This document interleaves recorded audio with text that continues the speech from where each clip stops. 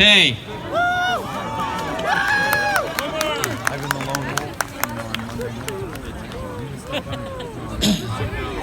Without any further ado, I would like to call upon Rabbi Mendel Moscovitz, father of Eliyahu, to share a short few words, followed by kindling the menorah.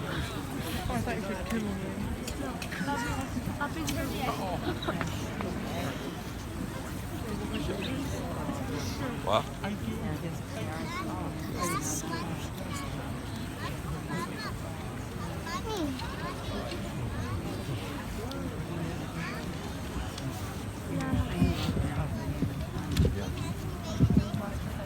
Happy Hanukkah, everyone.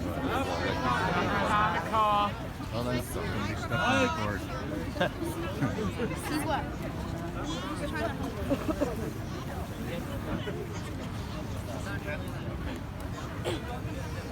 Before we light the Hanukkah menorah, just a brief explanation about what we're about to do.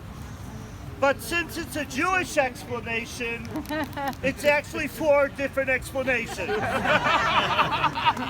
So number 1, we're about to observe the 2,300 and some odd year anniversary of the Maccabees' victory in their struggle for freedom of religion and freedom of expression.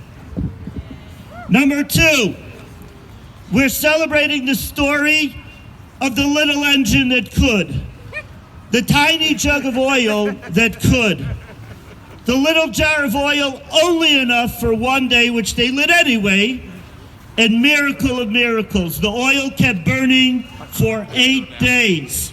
Enough time for them to produce new, proper oil for lighting the menorah in the temple. And that miracle reminded them that they had never been alone.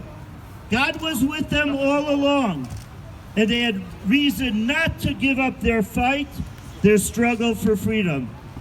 A third reason that we're here tonight, we're celebrating the common bond that we have with each other, our fellow Jews, our fellow Americans, and indeed, the entire family of humanity.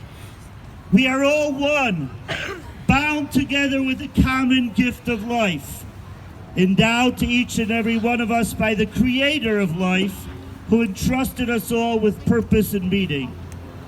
And fourthly, why are we about to light these candles? Because they are quintessentially Jewish. It's the essence of Jewishness that when there's darkness, we add light. We're heading now into the darkest time of the year, and some would say, based on the headlines that we see on a daily basis, that we're in the midst of the dark times in general. For our family and for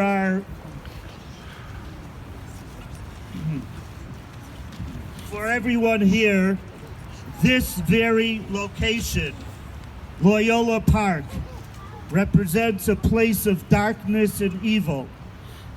And the response is not just to huddle in a corner behind drawn curtains and say, what can we do? Rather, it's to do something. It's to light a candle.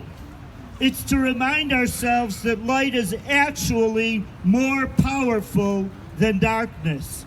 How do we know this? Picture yourself in a light room.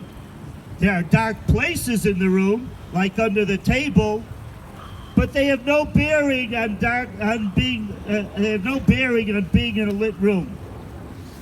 It's a scientific fact that pockets of darkness don't really affect the light. But now, imagine yourself being in a completely dark room, and all you have is one little candle. It's no longer a dark room. The whole room is lit up. So, as light is more powerful than darkness, Hanukkah teaches us that hope is more powerful than despair. Not to give up, to do something, to light a candle, to increase in acts of goodness and kindness, to offer a loan to a friend who is struggling to pay the bills, to bring the warmth of Shabbat, the Jewish day of rest, into your homes on a weekly basis, to drop a dime or a quarter into a charity box on a daily basis, to give a smile and a word of encouragement to a disgruntled coworker, as our son Elijahu would so often do. And last of all, before we light these candles, it's useful to remember what the Lubavitcher Rebbe said. He loved to share this teaching. He said, when a candle lights another candle, it doesn't give anything of itself.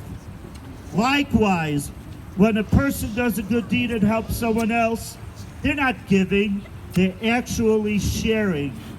So if you take the positive energy that I hope you feel, and maybe we have latkes or donuts or whatever you have here, a little music will help, but take the positive energy and share the light with someone else, or light your own moment when you're feeling discouraged, and let the light grow and let the light shine.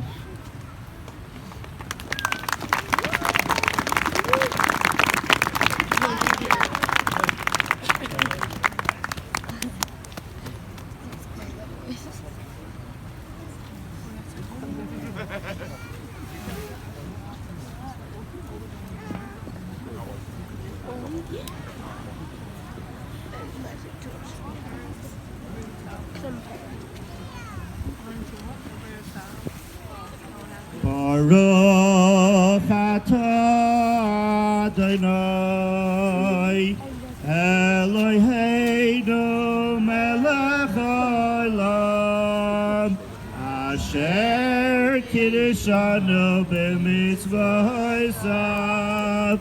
v'tzivanu lehadlik ner Hanukkah. Baruch atah Adonai Eloheinu melech haolam she'asa nisim b'avoseinu bayamim hahem b'zman hazeh.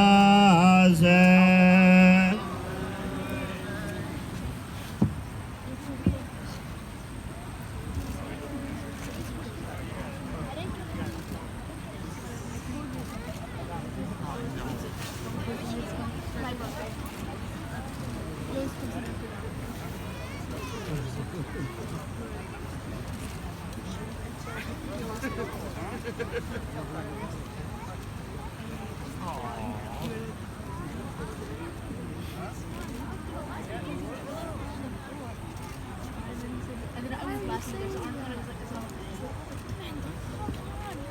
No, he